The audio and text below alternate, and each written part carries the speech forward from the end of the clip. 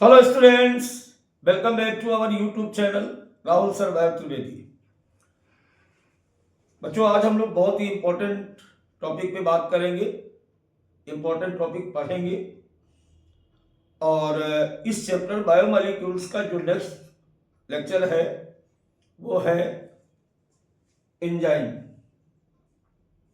बहुत प्रतीक्षा थी आपको कि ये कब पढ़ाया जाएगा और बहुत ही इंपॉर्टेंट है। आप सबको पता है, अगर एंजाइम समझ में आ गया तो पूरी बायोलॉजी समझ में आ गई, क्योंकि सारे के सारे मेटाबॉलिक पाथ, सारी रिएक्शंस, जितने भी बायोलॉजिकल रिएक्शन है वो सारी की सारी एंजाइम की प्रेजेंस में ही कंप्लीट होती है।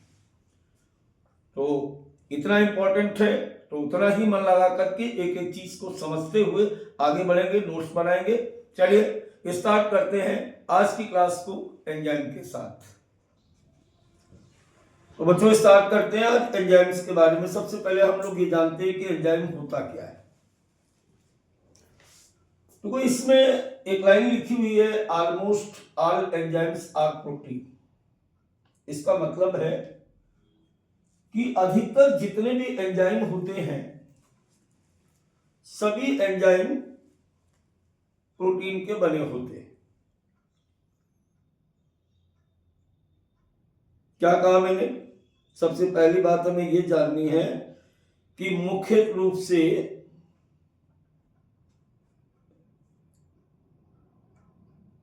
एंजाइम प्रोटीन के बने होते हैं।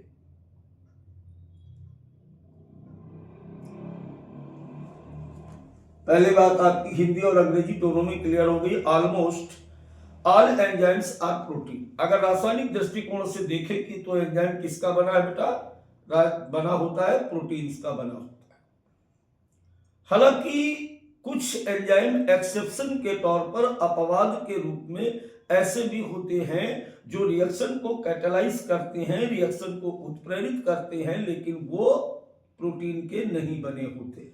सेकेंड लाइन पर अगर आप जाएंगे तो there are some nucleic acid that behave like enzymes. कुछ ऐसे न्यूक्लिक अम्ल हैं जो एंजाइम की तरह काम करते हैं, लेकिन ये कुछ ज्यादातर किसके बने हैं? ये मान के चलो 99.9% एंजाइम्स जो होते हैं वो प्रोटीन के बने होते हैं। 0.1%, 1 या 2। जैसे यहां पर हम बात करें तो राइबोजाइम और राइबो न्यूक्लियस, ये किसके बने हैं? ये न्यूक्लिक अम्ल के बने होते हैं, लेकिन ये एंजाइम की तरह काम करते हैं। तो पूरी बात समझ में आई। अभी केवल 2 बातें की गई। सभी एंजाइम प्रोटीन के बने होते हैं मुख्य रूप से, लेकिन कुछ एंजाइम जैसे राइबोजाइम और राइबोन्यूक्लियेज जो होते हैं ये किसके बने होते हैं? ये न्यूक्लिक अम्ल के बने होते हैं। न्यूक्लिक अम्ल भी इसके पहले वाले में हमने पढ़ाया था कि डीएनए और आरएनए 2 न्यूक्लिक अम्ल होते हैं। अब अगर इनके हम रासायनिक संगठन की बात करें, केमिकल कंपोजिशन की बात करें, या ये कह सकते हैं कि रासायनिक संरचना की बात करें, तो रासायनिक संरचना की अगर बात की जाए तो प्रोटीन जब आपको पढ़ाई गई थी तो मैंने 3 बातें आपको बताई थी कि प्राइमरी स्ट्रक्चर, सेकेंडरी स्ट्रक्चर और टर्सरी स्ट्रक्चर 3 प्रकार के, और क्वाटरनरी स्ट्रक्चर। प्रोटीन वास्तव में 4 प्रकार से अपनी संरचनाओं को दर्शाते हैं। इनमें से जो तृतीयक संरचना होती है, जो टर्सरी स्ट्रक्चर होता है, वो एंजाइम के रूप में होता है, या एंजाइम में प्रोटीन की तृतीयक संरचना या टर्सरी स्ट्रक्चर पाया जाता है। पूरी बात को ध्यान से समझना। Enzyme show tertiary structure of protein. सभी प्रकार के एंजाइम जो होते हैं वो प्रोटीन की तृतीयक संरचना को प्रदर्शित करते हैं। इतनी बात क्लियर हो गई। अब देखिए तृतीयक संरचना से क्या मतलब है, और छोटी सी बात अगर नहीं समझ पाओगे तो मामला आगे मजेदार नहीं रहेगा। टर्सरी स्ट्रक्चर का मतलब था कि जैसे एक ये बीटा स्ट्रक्चर मतलब सेकेंडरी, फिर दूसरा एक और एंजाइम आया मतलब प्रोटीन पॉलीपेप्टाइड चेन आई, वो इस तरीके से इसके साथ ऐसे, फिर एक और पॉलीपेप्टाइड चेन आती इस तरीके से ऐसे ऐसे। क्लियर हुई बात? ये एक एंजाइम का स्ट्रक्चर बन गया। इसके बीच में यहां पर ऐसे एक ये पॉकेट बनता है, जो खाली जगह बची ना, इसे हम कहते हैं पॉकेट। एक स्पेस बना, इस स्पेस को हम कहते हैं, यानी दो पॉलीपेप्टाइड श्रृंखलाओं के बीच का जो गैप है, दो पॉलीपेप्टाइड श्रृंखलाओं के बीच का जो गैप है, इसे पॉकेट कहते हैं, या इसी को हम कहते हैं एक्टिव साइट। एक्टिव साइट कह सकते हो आप, सक्रिय स्थल। ये किसी भी एंजाइम का सक्रिय स्थल होता है। इसी सक्रिय स्थल में क्या आके जुड़ता है, क्या आके जुड़ता है? यहां पे आके जुड़ता है सबस्ट्रेट। क्या जुड़ता है बच्चों? यहां पे जुड़ता है आके सबस्ट्रेट।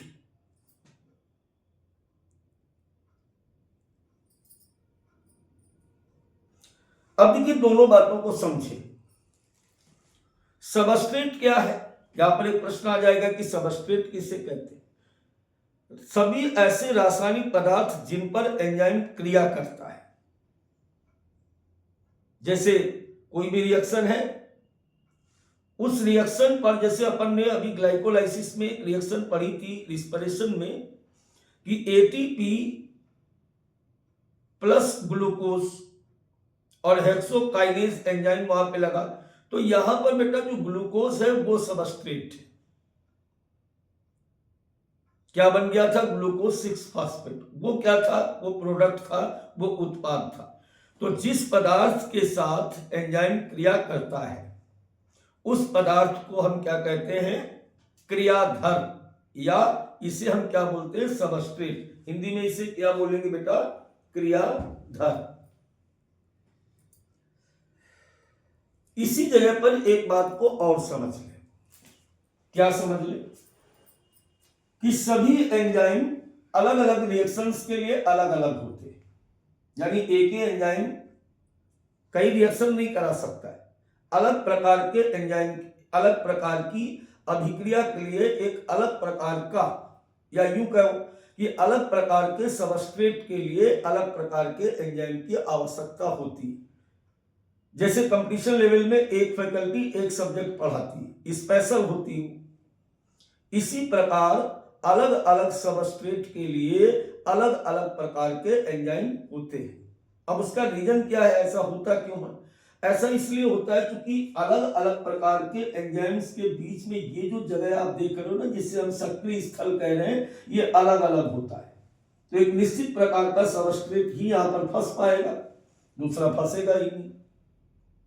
जैसे अपनी ही चाबी से अपना ताला खुलता है, इसी प्रकार निश्चित प्रकार के सबस्ट्रेट के लिए निश्चित प्रकार का एंजाइम होता है। मतलब ये हुआ कि enzymes are specific for the reaction और सबस्ट्रेट।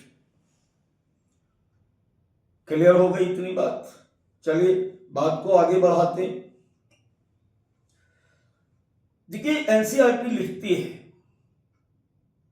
कि एंजाइम के अलावा कुछ ऐसे अकार्बनिक पदार्थ भी हैं। कैसे अकार्बनिक पदार्थ हैं बेटा? कुछ ऐसे अकार्बनिक पदार्थ हैं जो एंजाइम की तरह अभिक्रियाओं को कैटालाइज करते, उत्प्रेरित करते।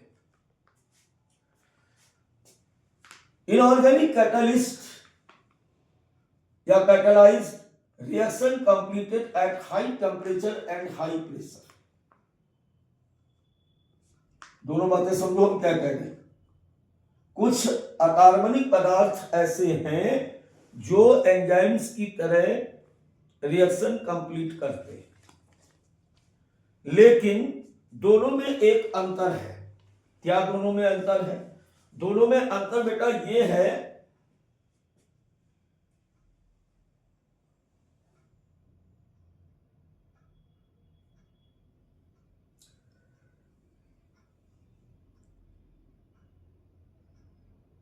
दोनों में अंतर है बेटा ये कि जो अकार्बनिक पदार्थ उत्प्रेरक का काम करते हैं वो हाई टेम्परेचर हाई प्रेशर पर वर्क करते हैं, जबकि एंजाइम की प्रॉपर्टी ये होती है कि एंजाइम 40 सेल्सियस के ऊपर काम करना बंद कर देते हैं, नष्ट हो जाते हैं प्राय कुछ एंजाइम्स को अगर छोड़ दिया जाए तो। इसीलिए जब ज्यादा गर्मी हो जाती है या ज्यादा ठंडक हो जाती है, ऐसी परिस्थिति में हमारे शरीर में होने वाली मेटाबॉलिक पाथ डिस्टर्ब हो जाते हैं, हमारी उपापचयी क्रियाएं डिस्टर्ब हो जाती हैं। दोबारा सुनो मैंने क्या कहा। मैंने कहा कि अकार्बनिक पदार्थ भी उत्प्रेरक की तरह काम करते हैं, लेकिन जैविक उत्प्रेरक एंजाइम और अकार्बनिक उत्प्रेरक दोनों में एक अंतर है। क्या अंतर है? कि जो अकार्बनिक उत्प्रेरक हैं वो हाई टेम्परेचर और हाई प्रेशर पर वर्क करते, जबकि जैव उत्प्रेरक बायोलॉजिकल कैटालिस्ट एंजाइम्स जो होते हैं, enzyme gate damage eight above 40 Celsius. 40 temperature के ऊपर जाने पर क्या हो जाता है? ये नष्ट हो जाते हैं। इसीलिए बाहर का तापमान जब बढ़ जाता है तो हमारे शरीर में होने वाली क्रियाएं भी प्रभावित होती हैं। मैंने एक बात और बोली अभी कि कुछ एंजाइम ऐसे हैं। Now few enzymes isolated from hot vent and spring bacteria the work up to 80 celsius to 90 celsius. आजकल कुछ नई खोजें हुई है, थर्मो एक्वाटिकस वगैरह बायोटेक्नोलॉजी में यूज किए जाने वाले कुछ एंजाइम ऐसे हैं जो कुछ विशेष प्रकार के जीवाणुओं से निकाले जाते हैं और ये 80 सेल्सियस तक से 90 सेल्सियस तक काम करने में सक्षम होते हैं। I think my point is clear now. तो इतनी बात बच्चों अब तक आप समझ गए।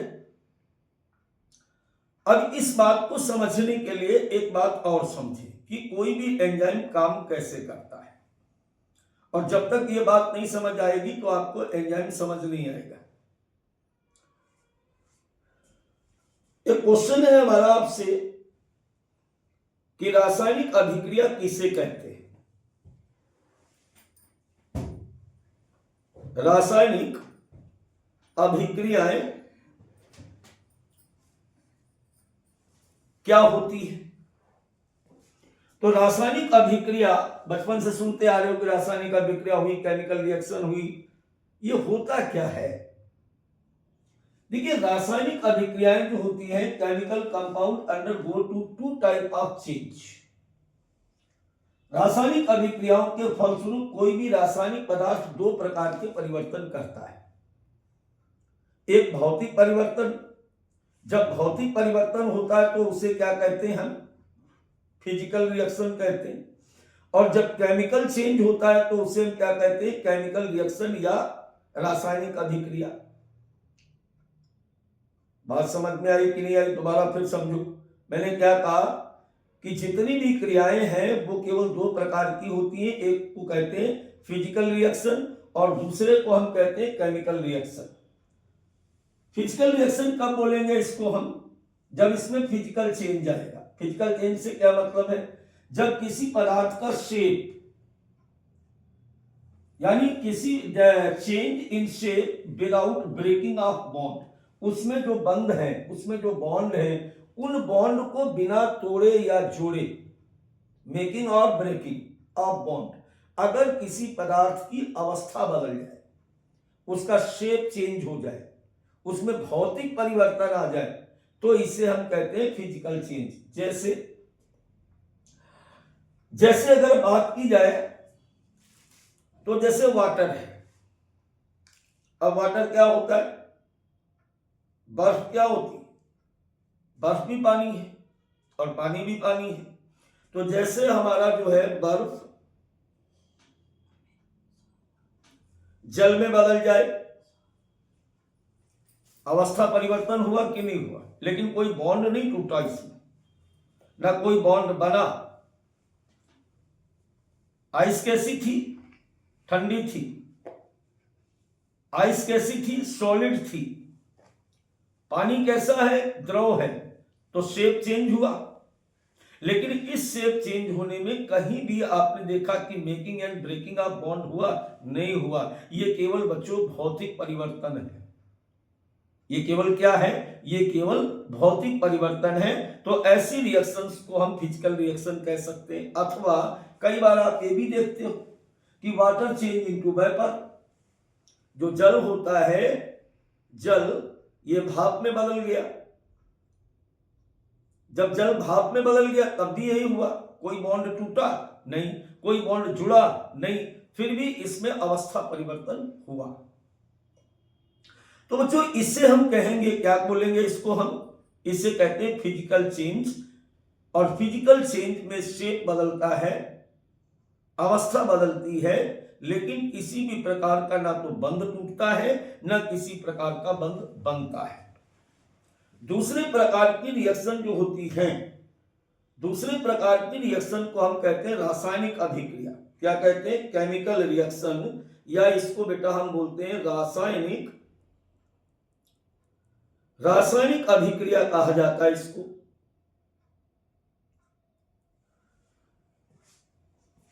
रासायनिक अभिक्रिया में क्या होता है? Bond are broken and new bond are form during transformation. इसमें एक पदार्थ में पहले से उपस्थित रासायनिक बंध टूटते हैं, नए बंध बनते हैं, और उसके फलस्वरूप जो अभिकारक होता है वो उत्पाद में बदल जाता है। यानी जो अभिकारक था उसका नेचर ही चेंज हो गया। पहले वाले में क्या था? पानी तो पानी रहेगा, चाहे वो आइस के फॉर्म में था या वेपर के फॉर्म में था या वाटर के फॉर्म में था। शेप केवल चेंज हो रहा था, उसका अवस्था बदल रही थी। यहां रासायनिक परिवर्तन हुआ। रासायनिक रूप से उत्पाद अपने अभिकारक से अलग हो जाता है। क्योंकि इसमें हुआ क्या? इसमें हुआ ये कि बॉन्ड टूटे, नए बॉन्ड बने, जिसकी वजह से पूरी की पूरी उसकी केमिस्ट्री चेंज हो गई। समझ रहे हो ना बात को? प्रोडक्ट चेंज हो गया। जैसे सामने यहां पर एक रिएक्शन दिखाई गई है, BaOH टू का होल ट्वाइस H2SO4 के साथ रिएक्शन कर रहा। और यहां पर देखिए ये ऐसा बना, नहीं बना, ऐसा कुछ बना, नहीं बना। दो अलग अलग प्रकार के प्रोडक्ट यहां पर बन गए। क्यों बन गए? कि making and breaking of bond के द्वारा। ऊपर जो लिखी हुई रिएक्शन है बच्चों, ये रिएक्शन एक अकार्बनिक रिएक्शन है, क्योंकि यहां पर किसी भी प्रकार के कार्बनिक पदार्थ को यूज नहीं किया गया। Is an inorganic chemical reaction. इसके विपरीत अगर हम कार्बनिक पदार्थ को लेकर के रिएक्शन को कराएं, सपोज करो जैसे यहां पर ये रिएक्शन आपने देखी कि स्टार्च ग्लूकोज में बदलता है, पढ़ा है ना? तो यहां पे क्या होगा? स्टार्च रिएक्टेंट था, ग्लूकोज प्रोडक्ट है, दोनों बिल्कुल अलग अलग होते। चूंकि यह कार्बनिक पदार्थ के साथ की गई, इसलिए इसे हम क्या कहते हैं? कार्बनिक अभिक्रिया कहते हैं। अब देखो पूरी बात को एक बार में समझो।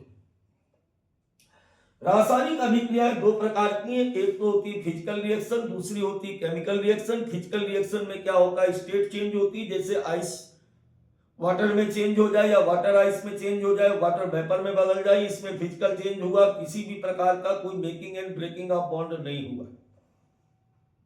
दूसरे प्रकार की रासायनिक अभिक्रियाएं थी। इन रासायनिक अभिक्रियाएं जो होती है, इनमें अभिकारक में उपस्थित बंध टूटते या जुड़ते हैं, जिससे नए प्रकार के प्रोडक्ट बनते हैं। अब अगर इसमें अभिकारक और प्रोडक्ट दोनों अकार्बनिक होते हैं तो ऐसी अभिक्रियाओं को अकार्बनिक रिएक्शन, इनऑर्गेनिक रिएक्शन कहते हैं। और अगर कार्बनिक पदार्थ इन्वॉल्व है तो इसे केमिकल ऑर्गेनिक रिएक्शन कहते हैं। यानी जो केमिकल रिएक्शन है which are two type, one is inorganic type, other is organic type. Clear हुई इतनी बात। अब देखिए इसके बाद अगर हम बात करें rate of physical and chemical process, अभिक्रिया की दर किसे कहते हैं, तो ये बड़ी सीधी सी बात है कि एकांक समय में बनने वाले प्रोडक्ट के आधार पर उस अभिक्रिया की दर निकाली जा सकती। Amount of product form per unit time, it can be expressed as this formula. एक निश्चित समय अंतराल में बनने वाले प्रोडक्ट के आधार पर उस रिएक्शन को क्या कहते हैं, एकांक टाइम, पर सेकेंड, पर minute, per hour, per day, कितना प्रोडक्ट आ रहा है, इसके आधार पर हम किसी भी अभिक्रिया के वेग को निर्धारित कर सकते हैं। अब इसके आगे की बात समझो। Rate can also be called velocity if direction is specified. अगर कोई रिएक्शन एक निश्चित दिशा में हो रही है तो यहां पर क्या कहेंगे, रेट नहीं बोलते, यहां पर बोलते हैं अभिक्रिया का वेग। अभिक्रिया का वेग, velocity. Rate can also be called velocity if direction is specified. अगर डायरेक्शन स्पेसिफाइड है, निश्चित एकांक दिशा में कोई रिएक्शन हो रही है तो उसको क्या बोलते हैं, अभिक्रिया का वेग कहते हैं। Rate of physical and chemical reaction affected temperature among other fact. किसी भी अभिक्रिया की दर तापमान के साथ साथ कुछ अन्य कारकों पर भी निर्भर करती है। तापमान बढ़ाने और घटाने पर रेट ऑफ रिएक्शन फ्लक्चुएट होता है, प्रोडक्ट के बनने की दर कम और ज्यादा हो जाती है। Catalysed reaction proceed at rate vastly higher than uncatalysed reaction. अगर किसी अभिक्रिया में हम उत्प्रेरक डाल दें, जैसे अभी शुरू में मैंने कहा कि अगर हम कोई इनऑर्गेनिक कैटालिस्ट डाल दें या एंजाइम लगा दें तो इनका रेट बढ़ जाता है बड़े गंभीरता से, वरना मामला बिगड़ जाएगा। जैसे आग जल रही है उसमें हम घी डाल दें तो घी क्या होता है, घी यहां पर कैटालिटिक पावर रखता है, एक उत्प्रेरक स्वभाव का पदार्थ है आग के लिए। लेकिन अगर घी ना डाला जाए तो आग अपनी तरीके से जल रही, घी डालने पर आग तेज हो जाती। इसी प्रकार किसी भी रासायनिक अभिक्रिया में अगर हम इनऑर्गेनिक कैटालिस्ट अथवा एंजाइम को इन्वॉल्व करते हैं तो उस अभिक्रिया का रेट क्या होता है बेटा, बढ़ जाता है। अब इस बात को और अच्छी तरीके से समझिए। जैसे when enzyme catalyzed reaction are observed, the rate would be vastly higher than some but uncatalyzed reaction. Same but uncatalyzed reaction. ये वही बात है जो अभी मैं बोल रहा हूं कि अगर किसी अभिक्रिया में एंजाइम लगाया जाए उत्प्रेरक के तौर पर तो वो अभिक्रिया बहुत तेजी से पूरी होती, और अगर उसी अभिक्रिया में एंजाइम न लगाया जाए तो अभिक्रिया धीमी गति से पूरी होती। तो एंजाइम का काम क्या हुआ, यहाँ पर किसी भी रासायनिक अभिक्रिया को उत्प्रेरित करते हैं। उत्प्रेरित का क्या मतलब है, रेट ऑफ रिएक्शन को बढ़ा देते हैं। जैसे एक एग्जांपल यहाँ पे दिया गया है कि अगर हम कार्बन डाइऑक्साइड और जल की रिएक्शन एक एंजाइम कार्बोनिक एनहाइड्रेस की उपस्थिति में करते हैं तो क्या बन रहा है, यहाँ पर कार्बोनिक अम्ल बन रहा है, ऐसा बन रहा है। अब देखो यहाँ पर एक बात को समझो, ये रिएक्शन आप देख रहे हो, ये एंजाइम की उपस्थिति में कराई जा रही, लेकिन अगर ये रिएक्शन एंजाइम की एब्सेंस में कराई जाए, यहाँ पर एंजाइम ना लगाया जाए तो ये रिएक्शन जो होती है एब्सेंस ऑफ एंजाइम में, ये रिएक्शन जो होती है केवल 200 मॉलिक्यूल कार्बोनिक अम्ल के कितना बनाती, पर हावर बनाती। 1 घंटे में केवल ये कितना बना पाएगी, इतना अगर एंजाइम इसमें ना लगाएंगे। लेकिन अगर इस अभिक्रिया में कार्बोनिक एनहाइड्रेट एंजाइम लगा दिया जाए, प्रेजेंस ऑफ एंजाइम, तो ये अभिक्रिया लाखों गुना बढ़ गई। यानी इकाई, दहाई, सैकड़ा, हजार, 10,000, लाख, 6 लाख मॉलिक्यूल पर सेकंड की दर से बनाने लगती है। अब समझ लो कितनी फास्ट रिएक्शन हो गई। तो एंजाइम क्या करता है, इस बात से हम क्या समझे, तो चलो एक एग्जाम्पल था, इस बात से समझे क्या कि बिना एंजाइम के होने वाली अभिक्रिया बहुत धीमी गति से होती है, जबकि एंजाइम की उपस्थिति में होने वाली अभिक्रियाएं लाखों गुना तेजी के साथ हमारे शरीर में काम करती। सपोज करो कि जैसे हमारा खाना औसतन 6 घंटे में बच जाता है, अगर एंजाइम ना लगे इसमें तो क्या हो, आज खाओ, अगले 3 मतलब अगले साल पचने का टाइम आएगा इसका, तो हो सकता है 2-4 साल और लग जाए, तब तक तो तुम मर जाओगे। एंजाइम क्या करते हैं, एंजाइम क्या करते हैं, एंजाइम किसी अभिक्रिया को उत्प्रेरित करके समय अनुसार हमारे शरीर में उसे पूरा करते हैं, रेट ऑफ रिएक्शन को बढ़ा करके। So enzyme play very important role in various type of metabolic pathway. शरीर में होने वाली उपपचयी क्रियाओं के लिए एंजाइम इसलिए बहुत महत्वपूर्ण है। अब यहां पर एक बात और समझ लो, बार बार मैं ये बोल रहा हूं metabolic pathway, metabolic pathway, Hindi इसकी होती है उपपचयी पथ। Multi step chemical reaction when each of the step is catalyzed by same or different enzyme complex is called metabolic pathway। ऐसी रिएक्शंस, हिंदी में सुनो,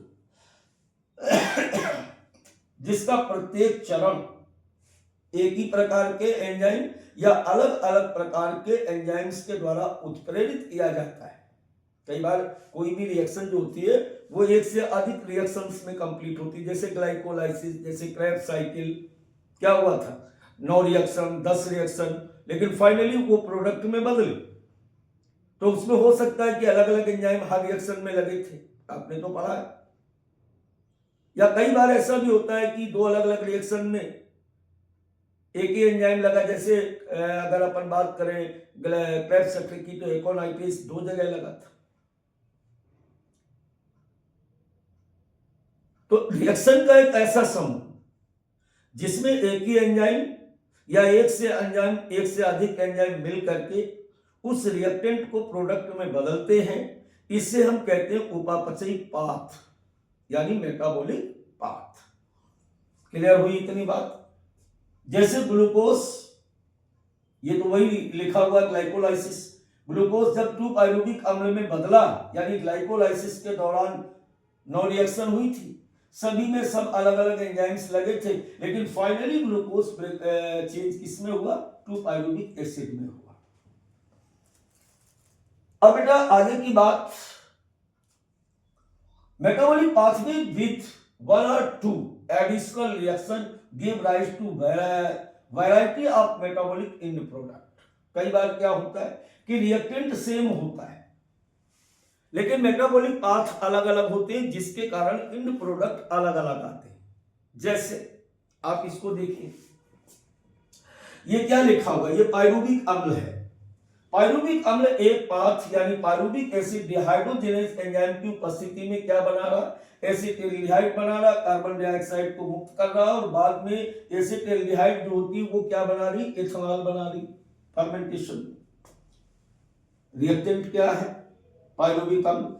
और दूसरी एक और रिएक्शन में ये पाइरुविक अम्ल, वही पाइरुविक अम्ल जो था, ये दूसरे मेटाबॉलिक पाथ में जैसे ही एंजाइम चेंज किया गया तो उपापचयी पाथ बदल गया, रिएक्टेंट वही रहा, लेकिन बनने वाला पदार्थ अलग हो गया। अब क्या बन गया बेटा, ये अब बन गया लैक्टिक एसिड। ये लैक्टिक एसिड फर्मेंटेशन वाली रिएक्शन थी। तीसरी रिएक्शन, अगर यही रिएक्शन एरोबिक रेस्पिरेशन के दौरान हो तो यही रिएक्टेंट यानी पाइरुविक एसिड किसमें बदल रहा, कार्बन डाइऑक्साइड, जल और ऊर्जा में बदल रहा। कहने का मतलब ये था कि अलग अलग कंडीशंस में सेम रिएक्टेंट अलग अलग एंजाइम्स की प्रेजेंस में अलग अलग प्रकार के उत्पाद को बनाते हैं। बात समझ में आई? बेटा आज की क्लास यहीं तक रहेगी और इस बात को अगर आप समझ जाओगे तो फिर हम आगे की बात एंजाइम एक्शन कैसे करते हैं, उन पर फैक्टर्स क्या होता है, को फैक्टर्स क्या होते हैं, यानी जितनी भी एनसीईआरटी की बात होगी वो हम आगे करेंगे। हमारा ये सेशन जो चल रहा है ये लाइन टू लाइन एनसीईआरटी का है। बात समझ में आई? एक बात और क्लियर कर ले, बहुत बार बच्चे हमसे ये पूछते हैं कि सर वन शॉट पढ़ें या सर हम डिटेल वीडियो पढ़ें। देखो मैं आपको आज बिल्कुल क्लियर में बता दूं कि अगर आप फ्रेशर स्टूडेंट है, 11th के स्टूडेंट है या स्कूलिंग करके आप टारगेट के बैच में आए हुए हैं बेटा, तो आप डिटेल्ड वीडियो जरूर देखें, इसमें फुल नॉलेज की बात की जाती है। लेकिन अगर आप रिपीटर्स हैं या पहले फाउंडेशन करके आए हुए हैं तो फिर आपको वन शॉट देखना चाहिए, क्योंकि वहां पर आपको क्या होगा, टाइम बचेगा। ठीक है, तो अपने हिसाब से देख लें भाई कि आपको वन शॉट करना है या आपको क्या करना है, डिटेल्ड वीडियो करना है। ठीक है बच्चों, गुड नाइट, बाय बाय।